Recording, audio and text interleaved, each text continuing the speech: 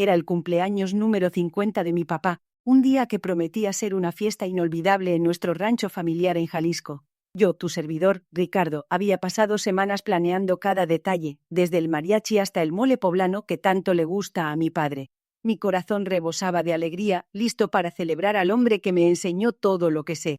Pero lo que realmente ocurrió ese día, lo que mi propio sobrino me hizo, fue algo que jamás habría imaginado ni en mis peores pesadillas. Justo cuando mi padre se preparaba para soplar las velas de su pastel, en medio de las risas y la música, mi sobrino, el pequeño Mateo de apenas 7 años, se acercó con una lata de refresco abierta. Un accidente, pensé, un simple descuido de un niño. Pero lo que vi en sus ojos, esa mirada de malicia pura, me heló la sangre. Con una sonrisa perversa que no correspondía a su edad, Mateo me vació el refresco encima, empapando mi camisa nueva, lo que era peor, arruinando el momento más importante de la noche de mi papá. La fiesta se detuvo en seco.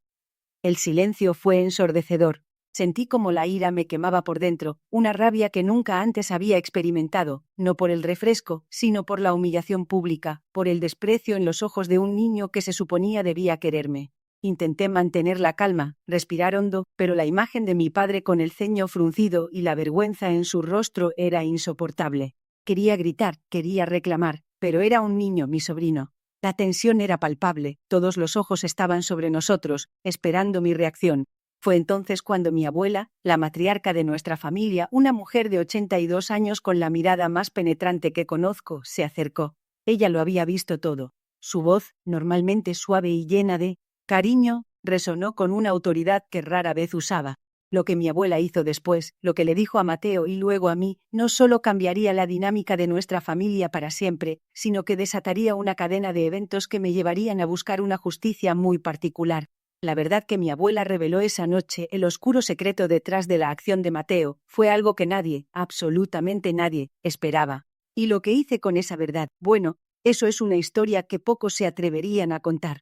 Me llamo Same Character from Section 1.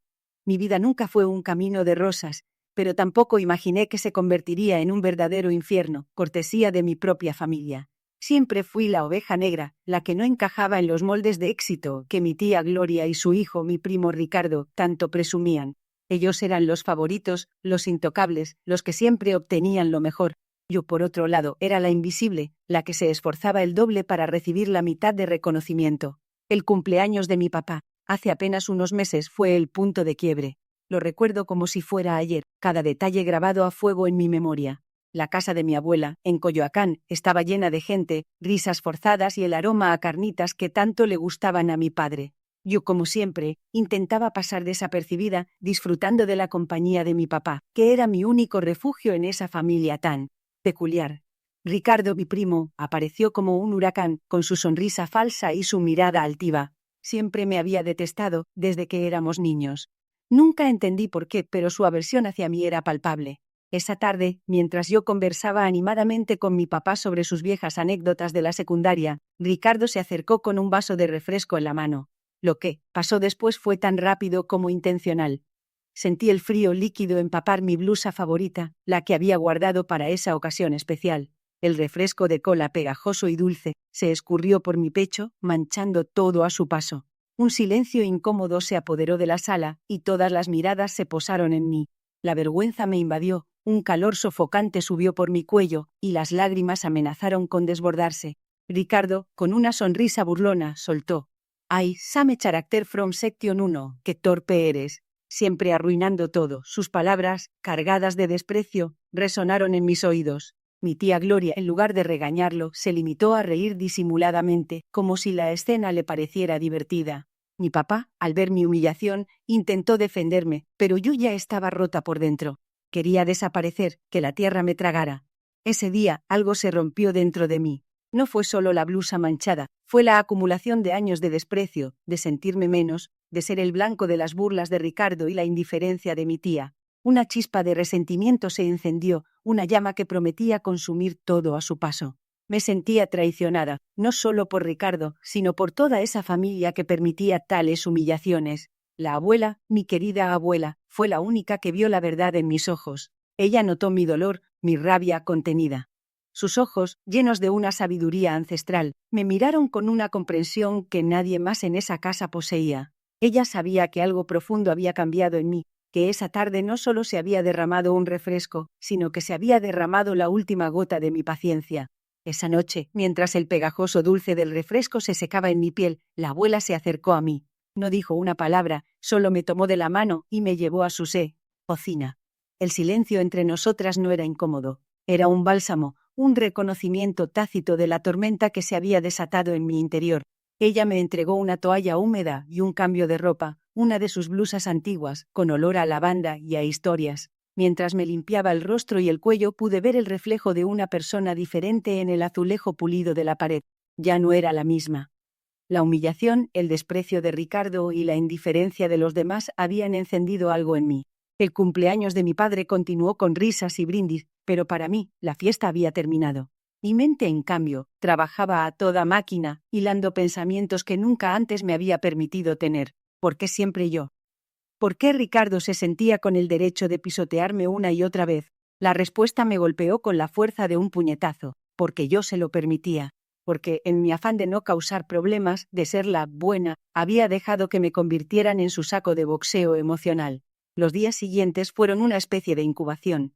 Me mantuve distante incluso de mi padre, quien, aunque siempre me apoyaba, a veces no comprendía la profundidad de mi dolor. La imagen de Ricardo, con su sonrisa burlona, se repetía en mi cabeza como una cinta sin fin. Recordaba cada humillación, cada comentario despectivo, cada vez que mi tía Gloria lo defendía con una sonrisa complaciente. La palabra venganza comenzó a formarse en mi mente, no como un impulso irracional, sino como una necesidad, una cuestión de dignidad. Comencé a observar a Ricardo con otros ojos. Ya no era solo el primo detestable, era el arquitecto de mi sufrimiento, y yo, su víctima silenciosa. Su vida aparentemente perfecta escondía fisuras, pequeñas grietas que yo, con mi nueva perspectiva, empecé a detectar. Su ostentación, su necesidad de ser el centro de atención, eran solo fachadas. Detrás de ellas, intuía una fragilidad, una inseguridad que él compensaba con su crueldad. La abuela, con su sabiduría silenciosa, notó mi cambio. Sus miradas, antes de comprensión, ahora eran de expectación, como si supiera que la semilla de mi paciencia había germinado en algo mucho más oscuro y decidido. Ella me conocía mejor que nadie, y sabía que la tormenta en mí no era para calmarse, sino para desatarse. El silencio de la abuela, que antes me había parecido una especie de aprobación tácita, comenzó a pesarme. Sus ojos, que siempre me habían ofrecido consuelo, ahora parecían escudriñarme, buscando la confirmación de lo que ya sospechaba. Yo, por mi parte, me sentía como un volcán a punto de erupcionar, con la lava hirviendo bajo una corteza cada vez más delgada. La humillación de Ricardo, la risa de mi tía Gloria, todo se había acumulado en un pozo sin fondo dentro de mí. Ya no era solo la blusa manchada, era la suma de años de desprecio, de sentirme la sombra de mi primo, el eterno segundón. Una tarde, mientras ayudaba a la abuela en el jardín, ella rompió el silencio con una pregunta que me tomó por sorpresa. «¿Qué harás, mi niña?», dijo, sin levantar la vista de sus rosales. Su voz era suave, pero llevaba un peso que me caló hondo. Supe que no se refería al jardín, ni a las flores. Se refería a la tormenta que crecía dentro de mí. Le respondí con una evasiva, algo sobre la injusticia y la impotencia. Ella solo asintió, como si ya conociera mi respuesta y la considerara insuficiente. Fue en ese momento, bajo el sol de Coyoacán, que algo hizo clic. No podía seguir siendo la víctima. Ricardo y mi tía habían bailado sobre mi vergüenza demasiadas veces. La abuela, con su mirada perspicaz, me había mostrado un camino sin palabras, el de la acción. No se trataba de venganza por la venganza, sino de recuperar mi dignidad, de demostrarles que ya no era la misma. La idea de un simple desquite ya no me satisfacía. Quería algo que resonara, algo que no pudieran ignorar ni borrar con una risa. Comencé a observar a Ricardo con una nueva intensidad. Cada palabra, cada gesto, cada fanfarronada suya se convertía en una pieza de un rompecabezas. Noté su obsesión por la imagen, su necesidad de impresionar, su miedo a no ser el centro de atención. Él siempre se jactaba de su éxito en los negocios, de sus contactos influyentes, de su visión para los negocios. Recordé cómo mi tía Gloria siempre lo elogiaba por su olfato, por su habilidad para cerrar tratos. Era su punto débil, su orgullo más grande. Ahí estaba la clave. La abuela, sin decir una palabra, me observaba. A veces me encontraba con su mirada y en sus ojos viejos veía un brillo que no era de reproche, sino de una comprensión profunda, casi una complicidad. Ella sabía que mi resentimiento se había transformado en algo más, en una determinación fría y calculadora. La fragilidad que me había invadido tras el incidente se había endurecido, como el acero forjado en el fuego. Ya no era la niña herida.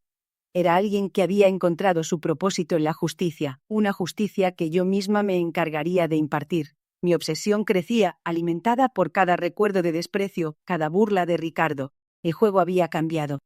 La búsqueda de información se convirtió en mi nueva obsesión. Cada noche, después de terminar mis turnos extenuantes, me sumergía en el mundo digital, investigando todo lo que podía sobre la empresa de Ricardo, sobre sus socios, sobre cualquier detalle que pudiera parecer insignificante. No buscaba un ataque frontal, sino una estrategia quirúrgica, un golpe certero que desmantelara su fachada de perfección. Recordaba cada humillación, cada risa condescendiente de mi tía Gloria, cada mirada de desprecio de Ricardo, y eso alimentaba mi fuego. Un día, mientras revisaba viejas fotos familiares en la computadora de mi abuela, encontré algo peculiar. Una fotografía de Ricardo mucho más joven, posando junto a un hombre que no reconocí. La imagen estaba en una carpeta oculta, sin nombre, casi como si alguien quisiera que nunca fuera encontrada. La curiosidad me picó. ¿Quién era ese hombre? ¿Y por qué mi abuela la tenía tan escondida? Mi abuela, la misma que había presenciado la escena del refresco y se había limitado a un suspiro de resignación. Esa misma semana decidí confrontarla. Fui a su casa, el mismo lugar donde todo había empezado, el epicentro de mis tormentos. La encontré tejiendo en el patio, bajo la sombra de un limonero. Le mostré la foto sin rodeos. Su rostro, surcado por las arrugas de los años, se contrajo en una expresión de sorpresa y por un instante miedo. Guardó silencio por lo que pareció una eternidad. Sus manos temblaban ligeramente. Finalmente, con voz apenas audible, me reveló una verdad que sacudió los cimientos de todo lo que creía saber. Ese hombre en la foto, me dijo, era el verdadero padre de Ricardo. No mi tío, el esposo de Gloria, sino un socio de negocios que había desaparecido misteriosamente años atrás, dejando a Gloria con una fortuna y un secreto. La abuela había guardado esa foto como prueba, por si algún día Ricardo intentaba reclamar una herencia que no le correspondía legítimamente. El impacto fue devastador. La pieza faltante del rompecabezas se encajaba de golpe. De repente, la arrogancia de Ricardo, la necesidad de mi tía Gloria de mantener las apariencias, todo cobraba un sentido oscuro y retorcido. No era solo un asunto de celos o favoritismo. Había un fraude, una mentira monumental que había sido la base de su supuesta prosperidad. El refresco derramado era solo la punta del iceberg de una podredumbre mucho más profunda. Mi mente comenzó a trazar nuevas rutas. Ya no se trataba solo de una venganza personal, sino de exponer una verdad que había sido enterrada por años. La justicia que buscaba ahora tenía una dimensión mucho mayor.